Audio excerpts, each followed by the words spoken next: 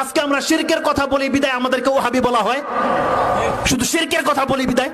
আরে আপনি একটা লজিক আপনাকে বলি, তাবিজ ব্যবহার করা শিরক হতেও পারে নাও হতে পারে, এটা আপনার থিওরি নিয়ে যাই। আমাদের নজরে তাবিজ ব্যবহার করা শিরক, কিন্তু আপনাদের সমাজের বড় বড় হুজুর যারা তাবিজের ব্যবসা করে তাদের নজরে হালাল। তারা না হালাল না হলে হারাম ব্যবসা করে, তাহলে তাদের কাছে হালাল, ধরে নিলাম তাদের কাছে হালাল। এই লোকগুলা যারা তাবিজকে হালাল বলে, দেখবেন তাদের অধিকাংশ লোক জর্দাখোর, তারা জর্দা দিয়ে পান খায়, খায় কি খায় না? তাহলে জর্দা কি হালাল না হারাম?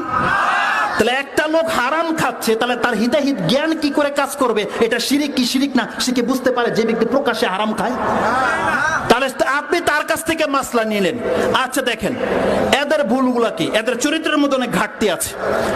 এরা অনেক কিছু করে, এদেরকে মানুষ সেজদা পর্যন্ত করে, এদের পায়ের বৃদ্ধ আঙ্গুলটা চুষে পর্যন্ত খায়, এরা মানুষকে মুরিদ বানায়, এরাই তো তাবিজের ব্যবসা করে না? তাহলে আপনি বলছেন যে এগুলো তো জায়েজ নাই, তাহলে এইগুলো যে জায়েজ নাই, এই লোকগুলোর দ্বারা এই পাপগুলো যখন প্রকাশ পাচ্ছে, তাহলে আপনি কেন তাবিজের মাসলাটা তার কাছ থেকে আপনি নিতে চাচ্ছেন বলেন? যারা পীর মুরিদের ব্যবসা করে তার কাছ থেকে আপনি মাসলাটা নিচ্ছেন, তারা বলছে জায়েজ, এত বড় হুজুর তাবিজ দেয়, এটা কি শিরক কিনা? কিন্তু আমরা দলিল প্রমাণ পাচ্ছি যেটা শিরক। এখন আমাদেরকে দলিল প্রমাণের ভিত্তিতে তো চলতে হবে। আমি আপনার অন্তরের মালিক নই, আপনি তাবিজকে শিরক মানে নেন নাই, এটা আপনার সাথে আল্লাহর ফয়সালা হবে। আমার বলার ছিল, আমি বলে দিলাম। আমাকে আমাদের হুজুররা বলেছে, অন্তর মেনে নিয়েছে, আমরা তাবিজ কবজ ছেড়ে দিয়েছি, কোনোদিন এগুলোর মধ্যে জড়াই নাই, কোনোদিন ইনশাআল্লাহ কিয়ামত পর্যন্ত জড়াবো না। তো ধরেন একতলাফি মাসলা, কেউ বলছে জায়েজ, কেউ বলছে জায়েজ নাই, আর যারা বলছে জায়েজ নাই তারা বলছে শিরক। এটা কত বড় মারাত্মক কথা। আর যদি হারামও বলতো তাহলে একটু সন্দেহ ছিল, যে যাকে একজন বলছে হারাম একজন হালাল, কিন্তু একদল বলছে শিরক। যদি শিরক আপনার দ্বারা হয়ে যায়, নাজাত নাই। তাবিজ কবজের ব্যাপারে আপনি সন্দিহান, বাচ্চাদের কপালে যেখানে কালি দেন, এই সম্পর্কে আপনাদের ধারণা কি? এই কালি কেন দেন? বলছে বদনজর থেকে বাঁচাবে। এই কালির ক্ষমতা আছে বদনজর থেকে বাঁচানোর? তাহলে আল্লাহ কোরআন নাজিল করেছে কেন আপনি বলেন? আল্লাহ সুবহানাহু ওয়া তাআলা মুহাম্মদ সাল্লাল্লাহু আলাইহি ওয়াসাল্লামকে শিক্ষা দিলেন কোরআন, যে বদনজর থেকে বাঁচার জন্য তোমাকে কোন সূরা কোন আয়াত পড়তে হবে, এটা মুহাম্মদ সাল্লাল্লাহু আলাইহি ওয়াসাল্লাম আমাদেরকে শিক্ষা দিয়েছে। আর যারা আপনাকে শিক্ষা দিয়েছে কালি লাগাতে হবে, তারা কোন ধর্মের? তাহলে হিন্দুর ধর্মেরটা আপনি যখন বুঝেন যে এটা শিরক, এখন আমি বললাম এখানে কালি লাগানো শিরক। আরো মজার বিষয় আপনাকে বলি, মানুষের অন্তরের মধ্যে শিরক কিভাবে গেঁথে যায় আপনি দেখেন।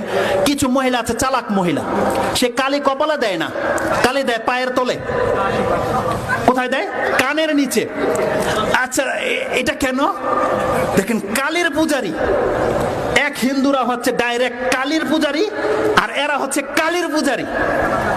তারা মনে করে যে এই পায়ের তলের কালি তাকে উদ্ধার করবে। আর সে বোকা ভুলে গেছে যে শয়তান যে তাকে ডিস্টার্ব করতে, কালি দেওয়ার কারণে শয়তান দেখছে আমার দলের লোক ডিস্টার্ব করে না, কিন্তু এই মহিলা ভেবে বসে আছে যে কালী তাকে উদ্ধার করেছে। আর আল্লাহ সুবহানাহু ওয়া তাআলা এত সুন্দর করে আপনার চেহারাটাকে বানিয়েছে, যে আল্লাহ এখানে আপনাকে ভুরু দিয়েছে, সে আল্লাহ এই জায়গাটা কালা করে দিতে পারতো না? আপনাকে বলেছে আল্লাহ কালা করতে, বদনজর থেকে বাঁচাতে। সুবহানাল্লাহ। মুসলিমদেরকে স্পর্শ করবে শয়তানের এমন কোনো ক্ষমতা আছে? কিন্তু আমরা মুসলিম হলে আমাদের এগুলোর প্রয়োজন ছিল না। আল্লাহ কি বলেছেন?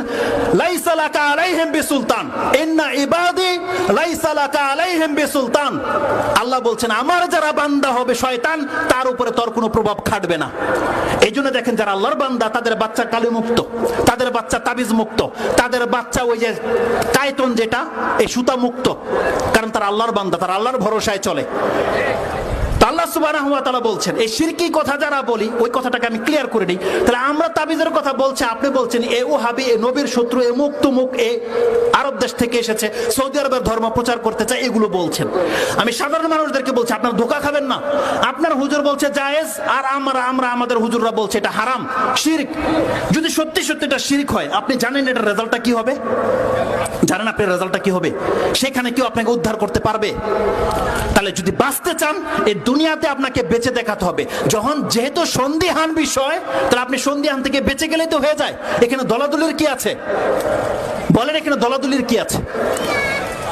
আপনি হক কথাটাকে যদি মেনে নিতে চান, আপনাকে এক ভাই বলছে ভাই ওদিকে যেন না, মারপিট হচ্ছে, গোলাগুলি হচ্ছে, আরেক ভাই বলছে কিছু হবে না, যান, আপনার কিছু হবে না। তাহলে আপনি যদি বাঁচতে চান, তাহলে আপনার এই পথ দিয়ে না যাওয়াটাই তো উচিত ছিল, উচিত ছিল না? রাসূল সাল্লাল্লাহু একটা হাদিসে ক্লিয়ারলি বলে দিয়েছে, কি বলেছেন? আল হালালু বাইয়িনুন ওয়াল হারামু বাইয়িনুন। এটা বুখারীর 50 নম্বর হাদিস, আপনি খুঁজেন পেয়ে যাবেন। ওনার নাম হচ্ছে সাহাবী, যেটা বর্ণনা করছে লম্বা হাদিস এটুকরাতে রয়েছে, আল হালাল উবাইয়িনুন ওয়াল হারাম উবাইয়িনুন। নোমান বিন সাবিত, প্রসিদ্ধ হাদিস এটা। তিনি বলছেন ওয়া বাইনাহুমা মুশতাবিহাত লা ইয়ালামু কাসীর, ওয়া বাইনাহুমা মুশতাবিহাত লা ইয়ালামু কাসীরুম মিনান নাস। অধিকাংশ মানুষ জানে না এগুলো হালাল না হারাম, অধিকাংশ মানুষ জানে না। তার মানে কিছু মানুষ তো জানে এগুলো হারাম।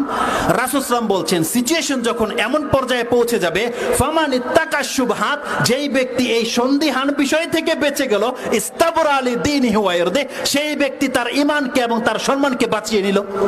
তার মানে যখন তাবিজের ব্যাপারে সন্দিহান দুইটা গ্রুপ হয়ে গেছে, আপনি তা থেকে মুক্ত থাকেন, আপনি নিরাপত্তা পেয়ে যাবেন।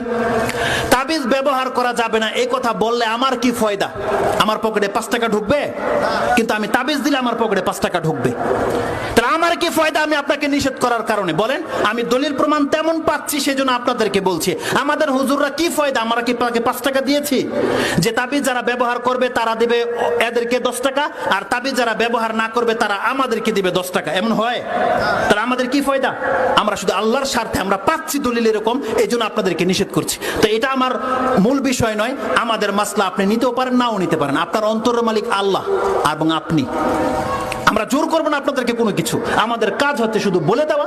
যেমন বাতিলপন্থীরাও তাদের মেসেজ আপনাদের কাছে দিচ্ছে, আমরা কিন্তু লাঠি নিয়ে তাদেরকে বাইরেতে যাইনি। প্রয়োজন হলে আপনি গ্রহণ করেন, না করেন আপনার ইচ্ছা।